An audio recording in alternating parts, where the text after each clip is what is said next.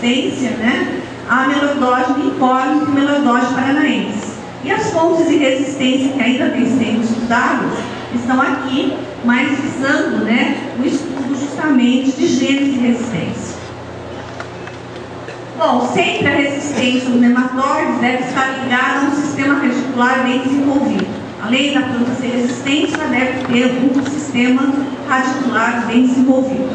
O nosso grande desafio, aí chega a nossa área na Embrapa, o nosso grande desafio é a diversidade fisiológica intra e interespecífica de populações meloidógenes que tem dificultado a seleção de novas fontes de resistência ao cafeína.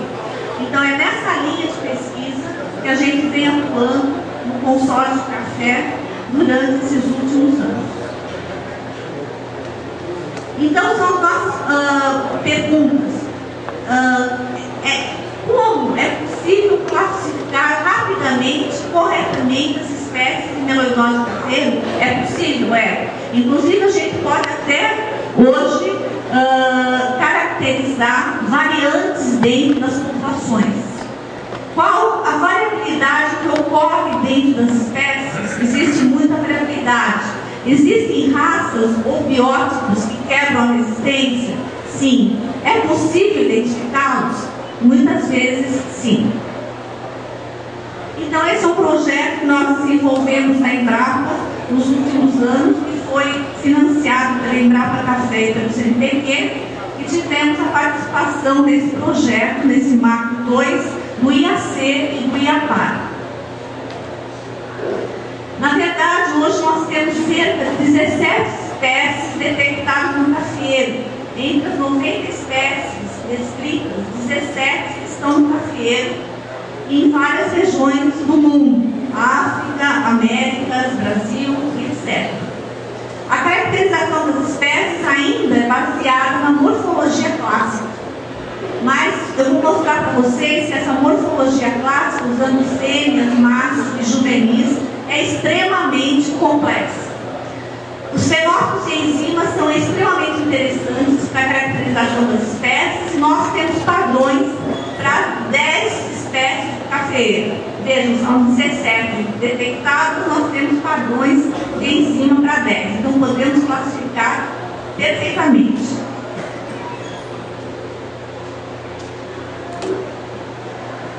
E, finalmente, os marcadores, né, moleculares. Nós temos marcadores moleculares para 6 espécies e, recentemente, nosso laboratório obteve mais para 2 espécies. Hoje nós temos marcadores para 8 espécies, ainda não foram publicados os outros marcadores. A vantagem desses marcadores moleculares é que eles identificam os nematóides a partir de um juvenil do solo. Se você tiver uma área infestada na sua lavoura e você quer identificar uma amostra de solo, com um juvenil a gente detecta a espécie para você. E é rápido, é em questão de horas. A gente pode ter a identificação da espécie.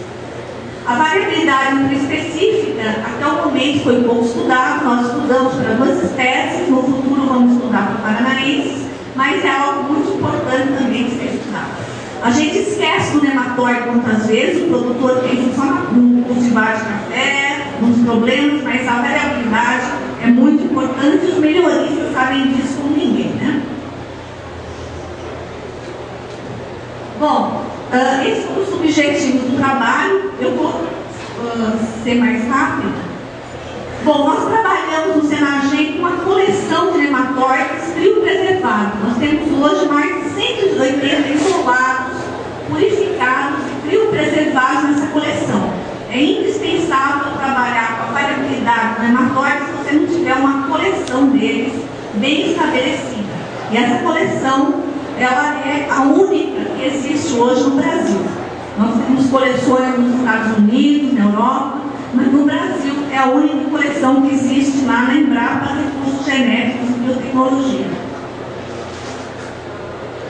Bom, o primeiro estudo feito sobre a diversidade de nematóides no cafeiro foi feito por Van Dijk em 2002 e 2004. Nesse primeiro estudo, ele conseguiu estabelecer 3 marcadores moleculares, que são marcadores SCAR, para a identificação rápida e precisa das principais espécies brasileiras do café. Então, nesse trabalho, foi estudada também a variabilidade genética, né, de algumas espécies. Como vocês podem ver, o grupo, ó, o marcadorzinho está funcionando. Meloidógena incógnita, o grupo incógnita aqui, né, bem caracterizado, com pouca variabilidade genética. O grupo exíguo apresentando uma alta variabilidade genética, né, o que é comprometedor, porque você sabe que se a variabilidade genética é alta, o potencial de quebrar a resistência é mais alto. Já a incógnita apresentou uma variabilidade genética bem menor. Aí mostrando o SCAR, né? O SCAR para meloidógena exígua, o SCAR para meloidógena incógnita, para as 4 raças, né?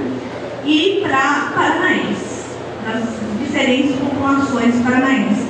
Então é um marcador molecular que a partir de um juvenil você consegue identificar as espécies. Bom, para validar esses marcadores, nós fizemos um levantamento junto com o Wallace lá do IAC, e nesse trabalho nós estudamos, né, os 2 marcadores, a enzima e o SCAR, para ver se ambos identificavam perfeitamente os nematóides que vinham do campo. E, na verdade, conseguimos, né, identificar através do perfil enzimático meloidógene paranaenses, exíguas, 2 tipos de exígua. Nós temos 3, vocês vão ver na próxima apresentação. Incógnitas, 2 tipos de incógnita e, finalmente, 3 tipos de incógnita hoje, que tem uma reação diferente no café. O I2 e o I1 são espécies muito patogênicas ao café, e o BR2 ou SP2, hoje é uma incógnita, né? É uma espécie pouco virulenta ao café. E então, vocês veem que pelo próprio perfil de enzima, né, nós conseguimos às vezes correlacionar a patogenicidade das populações ao café. Aí mostrando o marcador SCAR quando usado para misturas, né? Ó, eu vejo que é uma mistura de exígua com incógnita. Aqui uma de exígua com paranaense, uma mistura. E aqui uma mistura das 3, né? Mostrando caracteristicamente que na lavoura existe mais de uma espécie ocorrendo. Bom, um outro trabalho que fizemos posteriormente, nós estudamos 18 isolados. E daí esses isolados vieram de várias regiões do mundo. Nós estudamos os isolados também da América Central e do Havaí. E esse trabalho foi muito interessante porque ele mostrou, né, perfis novos de enzima para outras espécies fora do Brasil, né, como é o caso do meloidógeno arabicida, que apareceu na Costa Rica, uma praga muito importante na Costa Rica, e espécies novas, né, que foram posteriormente identificadas e caracterizadas por nós e descritas mesmo, que é o caso que vocês vão ver logo após o meloidógeno isalcoense. Aí mostra o perfil de enzimas para as 10 espécies descritas no café. Vocês podem ver que a gente consegue, através desse perfil, identificar muito bem. Aqui está uma espécie, meloidógeno miamiensis, né? Que é importante em Cuba, meloidógeno isalcoense em El Salvador. Então, esse trabalho foi uma forma de aumentar o nosso kit de café para mais espécies que ocorrem no mundo. Aí mostrando uma coisa importante, os variantes e paranaenses que ainda não foram estudados. Recentemente nós encontramos no Paraná um variante do paranaense que não apresenta apenas uma banda, apresenta 2 bandas. Mostrando já a variabilidade genética, aqui, né, nós podemos dizer para vocês que esse é um nematóide a ser estudado, porque ele pode ter uma reação diferente nos diferentes cultivares cultivares resistentes da meloidose paranaense. Então, variantes podem ocorrer e eles aparecem, às vezes, frequentemente. Aí, mostrando um PCR rápido, né, com a variabilidade nas enzimas, esse monte de bandinha para vocês deve ser estranho, mas é dessa maneira que a gente faz todo o trabalho, né, no PCR clássico, né, até chegar no SCAR, mostrando agora as árvores filogenéticas, né. Por exemplo, vocês podem ver os diferentes paranaenses aqui brasileiros, todos das Américas, né, todos agrupados com 100% dos TRAP, mostrando que eles são muito próximos entre eles, e mostrando um grupo diferente, que é o da Guatemala, que tem duas bandas de Esterase, e se divide, e se isola um pouco nas árvores filogenéticas. Eu posso dizer para vocês que esse meloidose paranaense da Guatemala quebra o gene MI do tomateiro e ele apresenta então uma variabilidade fisiológica. Aí mostrando essa nova espécie que foi descrita em El Salvador, meloidose isalcoensis. Aí isalcoensis por quê? Porque essa espécie dá na beira do vulcão Izalco, né, em El Salvador. É uma espécie extremamente importante para a região. Aí, como é que é feito esse estudo? Esse estudo é extremamente complexo, tudo em microscopia eletrônica de varredura, e microscopia óptica, né? A gente identifica as novas espécies. Mostrando agora a variabilidade para a meloidose exígua. Exígua é extremamente variável, é uma espécie que apresenta 4 perfis de enzima, já mostra grande variabilidade genética aqui e mostra que é possível a quebra de resistência. Se é variável geneticamente, nós temos possibilidade de quebra de resistência futuros. Mostrando aqui o SCAR, né? RAPD feito para exígua, bastante variabilidade, alguns grinders e sem dúvida, o SCAR café extremamente viável para a identificação da espécie exígua, mostrando que todas essas populações diferentes são identificadas pelo SCAR café. Aí as árvores filogenéticas, né, mostrando grande variabilidade genética entre as populações. E aí, um meloidose exígua muito diferente dos outros, que só pega a seringueira, sendo, sem dúvida, um meloidose exígua, tá? Pelas características morfológicas.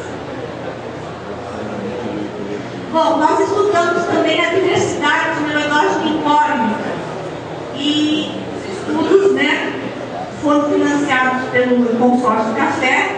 E nós chegamos que existem 3 fenótipos justamente de incórnica. O I1, o I2 e o S2 que eu falei para vocês, que no cafeeiro é pouco patogênico, sendo os outros 2 muito patogênicos. Então a identificação precisa é interessante, sabe? Porque a gente pode até dizer, ó, esse fenótipo não é muito patogênico e você poderia usar um determinado tipo de manejo. Aí, meloidose na região pineal, o pessoal dos laboratórios muitas vezes usa só esse critério para identificação. Esse critério é muito ruim, porque é um critério que confunde muitas espécies. Então, muitas vezes, paranaenses e incógnitas são confundidos pela região pineal, assim como os alcoenses, mornatas e outras espécies que são confundidas pela região pineal. Os estiletes são muito interessantes para a identificação da espécie, mas são caracteres, né, difíceis de serem usados na rotina do laboratório, porque são feitos por microscopia eletrônica e varredura. Aí a região dos machos, né, a região anterior dos machos também é espécie específica, mas como vocês sabem, meloidógenos machos são raros. E os estiletes de macho também são muito interessantes. Aí também a região anterior dos juvenis, bastante interessante.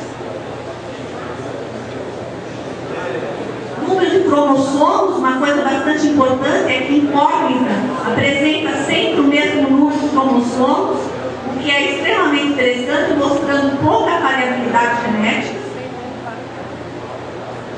E aí vai um resumo de tudo que foi estudado na incógnita, né? Mostrando a pequena variabilidade genética do grupo. Aí estão os marcadores SCA, muito precisos para a identificação de incógnita. Nós temos 3 marcadores diferentes, todos eles identificam as espécies perfeitamente a partir de um juvenil do solo. Você pode usar juvenil, você pode usar o ovo, você pode usar fêmea e você pode usar macho. Todos os estágios revelam perfeitamente a espécie em questão. Aí são os resultados da HPD, que eu nem vou entrar no detalhe, e agora as árvores, né? Mostrando que todos os incógnitos do cafeeiro se juntam em um grupo 100% industrial e mostrando a pequena variabilidade genética ocorrendo no grupo. Então, o que a gente pode pensar é o seguinte: se a gente tiver uma planta resistente à incógnita, provavelmente ela vai ter uma certa resistência a outros incógnitos. Mas isso ainda a gente tem que estudar no futuro.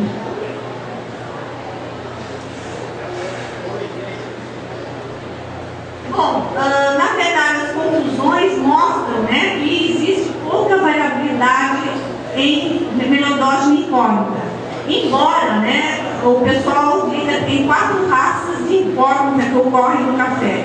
Essas raças, hoje, o pessoal vem desconsiderando esse conceito, porque é um conceito ainda bastante pouco preciso. Eu posso até discutir depois isso com vocês, mas o conceito de raça tem sido abolido na nematologia moderna. Aí mostrando uma espécie que foi caracterizada por ouro pelo cafeeiro, mas trabalhos recentes mostram que ela não pega o cafeeiro. Eu fiz inoculações em caso de vegetação e essa espécie não se reproduziu no cafeeiro. Graças a Deus, né? Aí mostrando os perfis de enzima de todas as espécies, né? De uma maneira geral, inclusive essa espécie que o modelo identificou na Guatemala como Meloidogene inornato. Aí vamos para os trabalhos de resistência, né, que nós fizemos nos últimos anos, também com apoio da Embrapa Café. E nesse trabalho, o que ocorreu foi algo muito previsto até pela variabilidade intraespecífica resíduo, né? Nós vamos encontrar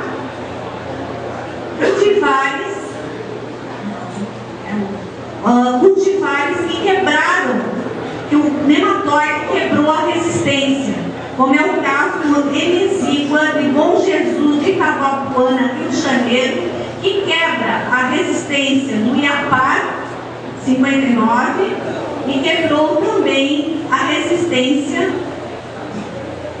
de uma cultivar do Tunico, né? Ela não era uma cultivar ainda, né? Ela era apenas um genótipo nessa época, mas quebrou drasticamente a resistência. Então, como eu falei para vocês, a variabilidade genética, né, mostra muitas vezes a variabilidade fisiológica, a possibilidade de populações que quebram a resistência.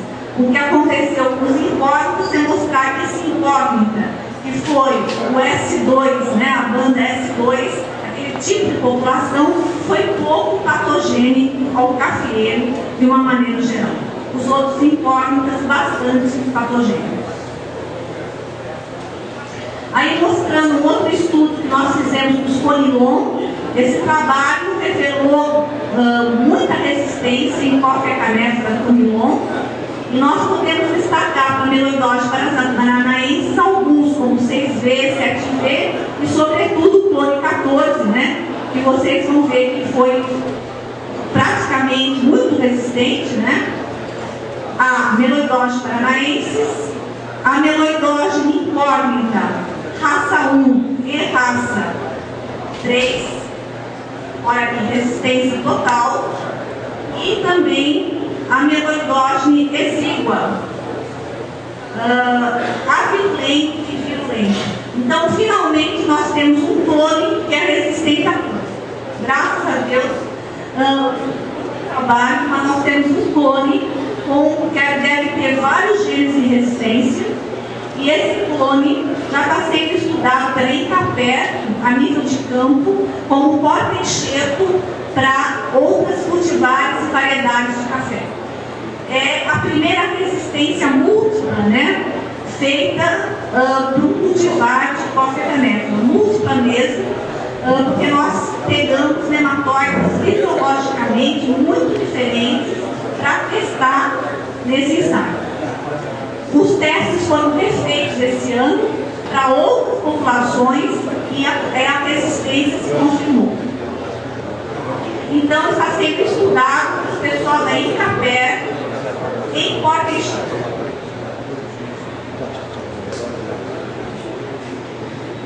O outro trabalho que fizemos foi para outros conilon, né? E esse trabalho também obteve cultivares. Os cultivares estão sendo lançados pela Incapé, um cultivar conilon que foi resistente a meloidógeno paranaensis, é o ESM 201004, resistente a paranaensis, resistente a meloidógeno hipócrita, duas populações,